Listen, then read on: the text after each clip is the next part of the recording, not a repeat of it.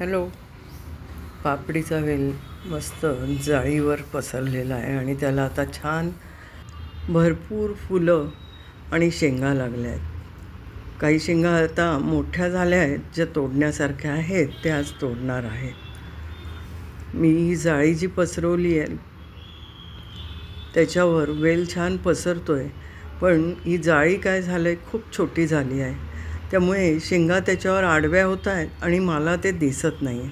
त्यामुळे जाळी लावताना नेहमी आडवी आणि उभ्या लांब लांब दोऱ्या बांधाव्या, म्हणजे शेंगा आपोआप खाली लटकतात आणि ते तोडायला सोपं जातं. आता ही मला थोडी कसरतच करावी लागणार आहे. तोंडल्याचंही तेच झालेलं आहे. तोंडल्याचाही वेल त्याच्यावर छान पसरला आहे आणि चवळीचा वेल तर पारच आडवा झाल्याने चवळीच्या शेंगा मला दिसतच नाही आहे. कारल्याच्या वेलाला म्हणूनच मी आता फक्त सुतळीने वाढवती आहे. कारल्यालाही भरपूर कारली लागली आहेत.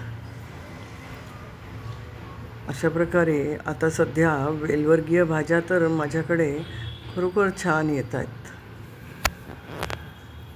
हा एक घेवडा, घेवड्याच्या शेंगाही भरपूर लागल्या आहेत.